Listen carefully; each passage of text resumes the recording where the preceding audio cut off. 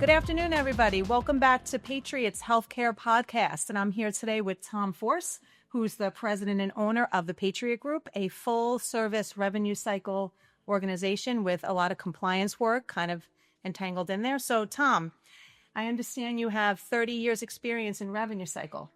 Yeah, I'm also a healthcare attorney. I worked for a litigation firm. I was general counsel for an insurance company. So I've worked on both sides. I worked for the insurance company side in legal, and I also ran a large revenue cycle company, and now I'm the owner of Patriot. Excellent. That's why I figured you'd be an excellent person to discuss what we are going to be talking about today, which is insurance denials. So, Tom. I mean, they really happen? Oh, my goodness. So, Tom, can you explain what the most typical denials are that you run across in your day-to-day work? Okay. So the most typical ones are, I would say the most typical one is records that are not supportive of the services billed. And I love that. I find that those are generally insurance company may have requested records and they weren't provided, or the insurance company lost records. That's the most common. We're seeing a lot of medical necessity and experimental investigational denials. Depends on the specialty.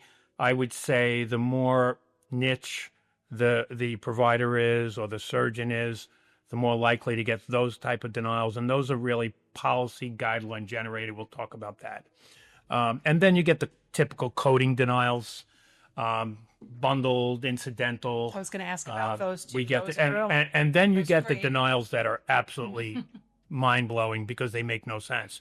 I just had a client the other day who was out of network, non-participating, that got 250 out of 300 claims submitted denied based upon contract rate.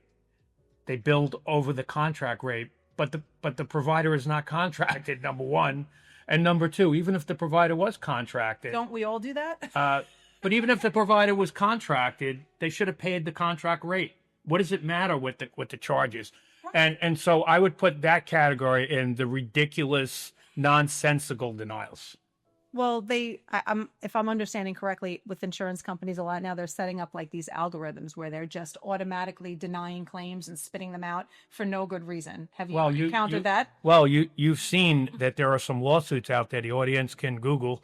I think Cigna was involved in one where they're being sued based on that they create algorithms to deny 5 or 6 out of every 10 claims. I know that I've seen that very, very very frequently with pain management, injections. 100%. All right. So, you bill 4 or 5 injections, they may pay 1 or 2 and they'll deny 3. So certainly you see that. And, the trick here is drafting an effective and winning appeal. So that was going to be my next question. So how do we deal with these denials? What is the best way for a provider in this day and age that's facing these bogus denials to get their money that they are due? All right. Well, first of all, nothing replaces having a really aggressive follow-up person, right? 100%. So, sometimes an aggressive follow-up person is very experienced, can get those denials overturned simply by making a phone call. And obviously that's the best way to do it. It's the fastest way to do it. Remember, it doesn't always work though. My opinion is that, why are there so many denials? If a carrier provides 10, produces 10 denials and the, practices only respond to 4, that's 6 denials that for covered services that the carrier doesn't have to pay. Right? Exactly. Based on your algorithm. So, 100%. You need to respond to these, whether you're going to make a phone call or a written appeal. You cannot let the carrier get away with it. And I find that the providers that are really good at this and that are really involved in their revenue and have really smart people doing their medical billing, they make the most money and they have the least 100%. Amount of denials. I agree 100%. So there's all different kinds of denials. Do we approach them differently? So do we deal with, let's say, medical records not supporting denials? Do we deal with those in one way? And do we deal with denials for lack of medical necessity in another way? Or is there one well-rounded way to approach? Well, I mean, I'll talk about how to craft an appeal, because all the appeals are kind of the same. And I'll give you the audience the format, right? But yeah, certainly, depending on the specialty and depending on the type of denial, you could have different approaches, right? You have to be creative. You have to be smart at what you're doing, and you have to be extremely organized. You cannot let the carriers get away with denying 6 out of every 10 claims and only responding to 4, like we talked about before. So let's talk about denials for not supporting medical records. Which is very common. Right. So those denials are, hey, you billed for this service and the records don't support that. Right. 9 times out of 10, the records do support it, but Always. they just don't have the records. So what I do is I do a written appeal, and I provide not just those records, but I provide complete records. Complete records. So if it's a surgery, all of the office notes, any diagnostic records, and those records. And the other thing I do is I make sure I read the definition of the CPT code descriptor and make sure it's in there, it's in the records. Now, if it's not there, That could be a then problem. what we could do is maybe it's a coding issue, maybe we have to recode it, or maybe the doctor has to go and amend their records, which is really a hassle. Amending records, there's a whole law about, can you amend the records? Right. And, it's, you don't want to really go there. So remember, we also want to use denials to learn from them, right? It's not just about the denial. It's about how we're going to handle the practice going forward. So if you're getting a certain denial and it's medical records not supportive, and you find that the records really don't support that service, Yeah, the provider has to make a change. right? You have to educate the provider. You're going to get that denial again. 100%. So in other words, if you're going to get that denial, get it one time. All right, let's train the provider, because let's face it, they don't do what we do. Right. They- exactly. they're just here they're to treat the doctors. patients. So they need to update their records. So let's talk about medical necessity, experimental, right? Those are generally guideline policy driven, right? So what you have to do is you have to go online on the internet and you have to look up the policy. Let's say it's an injection for sacroiliac or some sort of unique surgery. Aetna, for example, has a protocol, a policy on what they would cover for sacroiliac injections, for trigger point injections. Right. They have basically guidelines for almost every surgery out there. Look Yes, at the they do. guidelines. There's usually these factors for medical necessity, and they're usually 4 or 5, and those have to be in the records. Again, not just about this particular denial, right? It's about, hey, Aetna has 5 factors for medical necessity for this particular surgery. You need to make sure they're they listed. cover that you cover them, right? Sometimes it's they want conservative treatment and maybe an MRI. Well, tell the doctor that, so from now on he or she will get Right. an MRI. We have to educate them based on the guidelines, so that the next time they have an Aetna patient with this type of surgery, they're not going to have avoid this they're not in the going to have a future. problem. And again, you can have them provide instead of amending their records, if the records Medical aren't necessity. right, letter of medical necessity, better than amending the records, which could create compliance issues for them. So that's the way I handle that. On inclusive bundling denials, Meredith, you have to have a really good coder in your office, or you outsource the coding. I usually attach an expert report from a certified coder, Stating that it should not be bundled. etc. That they're But able to- but if the coder says, hey, it's a legitimate denial, we educate again the provider. You have to educate. Right. If you're not educating and having the provider update their records, you're going to have that denial over and over again, and that just doesn't make sense. You want to, if for example, if we're doing medical billing for a client, we don't want to have as many denials at 8 months as the first 3 months. Of course. Right. Absolutely. So if you're not, Makes sense. and I find it amazing that I see other providers, they just have the same denials over and over again, and they do nothing Right. about it.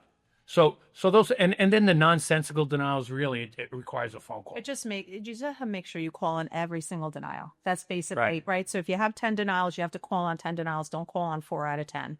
We Right. got that. So now we've called on the denials. That's not working. Now it's time to draft the appeals. Can you walk us through that process so of let's- how we draft an appeal, an let's- effective appeal? Let's talk about format, right? Formats are generally the same no matter what kind of denial it is, for me at least. Now, you remember, I'm usually working either as an attorney or my company, Patriot, on behalf of the provider. So I always get a limited power of attorney. Smart. And then, I also get a designation of authorized representative form. Every carrier has one. Now, Carrier specific. right. So like Aetna will have a DOR form, United Healthcare has one. So as part of the patient's package, we want to make sure the provider is getting the documents. Remember, delays in appeals and denials will delay revenue. 100%. Get all the things up front. So the things you want to have that are going to help you for appeals, an assignment of benefit, right? A DOR form, a designation of authorized representative. If you're the provider, those forms are good. But if you have a third party, a limited power of attorney form, have the third party also be listed as a designated authorized representative. I usually want a financial agreement. We want to make sure that the patient is responsible for deductibles, co-insurance, and non-covered services. So many providers don't have that, and that's really important. And they don't want to bill patients either. Especially if you're seeing wholesale denials. One of the best way to get wholesale denials, like I'm talking about hundreds of the same type of denial, get the patients involved. And if the patients are financially obligated for the charge for non-covered services, be more motivated you can bill the patient and tell them to contact the insurance company. I also like to send copies of the appeals to the patients with a letter asking them to contact the insurance company, because the insurance companies, they may not care so much about me, but they don't want an angry patient. And they certainly don't want an angry employer group, right? Absolutely. So let's talk about so we talked about patient forms, executed forms. Exhibit A is always the DOR form executed, the assignment of benefit, limited power of attorney. Exhibit B, I usually attach the patient ID card and the driver's license. I don't want I want to give the carrier everything, because if they reject my appeal, that adds another 60 days to the revenue. 100%. So I'm going to give them I don't want them to say, oh, I can't identify the member. Okay, here's the ID card, front and back. Here's the driver's license. Here's the date of birth, right? Exhibit C is always a denial of the EOB, right? And then we address it. What's the denial for? Here's the EOB. It's denied for medical necessity. The next exhibit depends on the type of denial. If it's just medical records don't support, I cite the definition of the CPT code build, and I actually specifically cite as an exhibit where it's listed specifically in the medical record. If it's medical necessity, I'll attach the policy or guideline and reference that in the next paragraph, that these are the criteria for medical necessity, and this is how we've satisfied that. Now I'll reference the op report.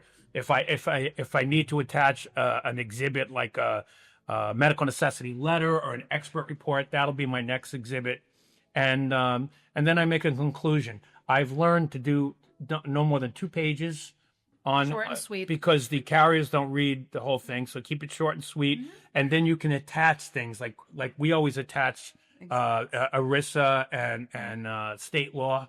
We always do that just to cover myself, because remember, appeals, if the floor falls in and you have to litigate against the carrier, you have to exhaust administrative remedies. So you have to do appeals, sometimes 2-level appeals. So I'm always checking the box to make sure. So even if I don't get the claim paid, I'm always thinking, what's the worst case scenario? We have all these claims not paid. We might have to litigate. Okay, so that's basically it. And that's anyone listening to this that wants to see copies of those forms that I talked about, I'm happy to provide them. Just send me an email. Well, this has been very informative. And on our next episode, we could get into statutes and time periods and all that good stuff. But for right now, thank you so much, Tom. I appreciate it. My pleasure. Thanks, Narda. Thanks for having me. And we'll see you soon.